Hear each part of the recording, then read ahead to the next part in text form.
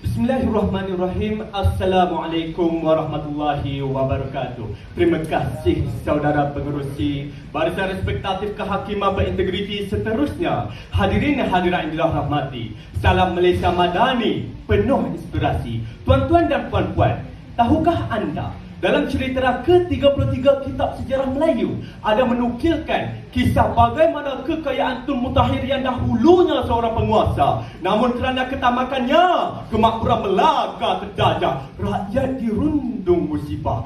Dek kerana suapan Nina Suradewana, pembunuhan bendahara yang bijaksana, habis tumbang Empayar Melaka kerana kealpaan, kemunafikan dan ketamakan. Atas inspirasi itulah saya suguhkan buat anda, rasuah, simbiosis parasistisme menghalang nilai ihsan saudara. Menurut Akta Pencegahan Rasuah 1961 Pindaan 1971, rasuah ditafsir sebagai memberi atau menerima apa-apa jenis suapan sebagai dorongan, upah atau galakan kepada seseorang untuk melakukan sesuatu perbuatan atau untuk tidak melakukan sesuatu perbuatan yang ada hubungan dengan prinsipalnya. Manakala menurut Dewan Bahasa dan Pustaka, ihsan merujuk kepada kebaikan, maka pidato pada hari ini berkehendakkan kita untuk menilai dan merungkai kesan dan solusi bahawa aktiviti suapan merupakan parasi yang menyekat kebaikan dan menghancurkan nilai ketamadunan manusia dalam membangun negara madani. 3 indikator utama saya bawakan. Ayo teliti, sama dengarkan. Saudara dan saudari, pertama, integriti digadai, nilai ihsan terabai. Cukuplah tuan-tuan dan puan-puan kita berbincang dengan masalah rancang yang belum berkesudahan, situasi politik dan hutang yang masih terbeban. Malu rasanya diri ini terhadap alam. Fungsi lautan sebagai lubuk rezeki halal kini telah bertukar menjadi saksi perilaku dajjal kerana wang mengaburi mata 5 orang penjawat awam ditangkap Suruhanjaya Pencegahan Rasuah Malaysia sanggup ke tengah laut menggadai nyawa. Hilang jati diri dan wibawa. Budi alam kini telah kita jalani lantas. Kita mula lupa dan buta akan hakikat makna kita diangkat sebagai khalifah. Maruah dan agama terjaga. Golongan penjawat awam yang sepatutnya bersifat amanah kini hilang maruah. Jika benar kita mensyukuri segala nikmat Tuhan, mengapa sebanyak 583 kes rasuah dicatatkan sepanjang bermula Januari sehingga Mei 2023? Di mana nilai ihsan dan integriti yang mengangkat peradaban?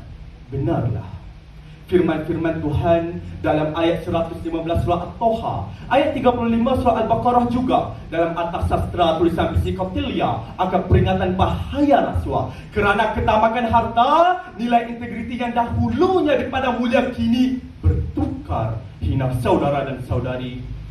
Kedua, dasar perlembagaan dicabar, maruah negara tercemar. Hadirin sekalian, hari ini siapa kisah maruah bangsa tercalar? Siapa kisah maruah bangsa tercemar? Siapa kisah nama agama kian pudar? Undang-undang negara dilanggar, hukum hakam mula dicabar. Bukan niat membuka pekung di dada, namun inilah realiti sebenar di tanah merdeka kita. Saudara, menurut Transparency International dalam Indeks Persepsi Rasuah CPI tahun 2022 menunjukkan bahawa Malaysia berada pada kedudukan ke-61, jatuh satu mata daripada 180 buah negara. Kita juga pernah kerugian sebanyak 40 hingga 50 bilion ringgit akibat rasuah.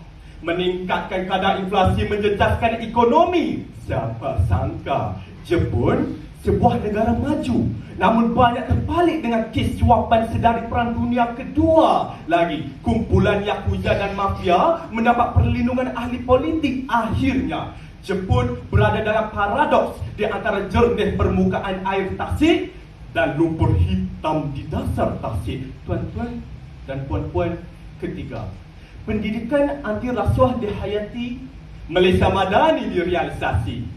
Imbas kembali kegemilangan sejarah peradaban Jepun, Tak kala Maharaja Meiji mengambil alih tampuk pemerintahan Shogun Tokugawa, antara perkara signifikan yang dilakukan oleh beliau adalah dengan mengangkat tinggi nilai ihsan melalui pemerkasaan sistem pendidikan. Mana tidaknya karya Shakespeare dan Socrates mula dijadikan bahan bacaan awal kanak-kanak sedari usia 6 tahun. Maka perjuangan kita bukan sekadar membaca tanpa memahami isi kandungannya, kerana perjuangan membasmi rasuah itu menuntut kefahaman segenap jiwa dan setiap jasad yang bernyawa. Hari ini kerajaan telah mewujudkan program Wira Anti Rasuah sejak tahun 2014.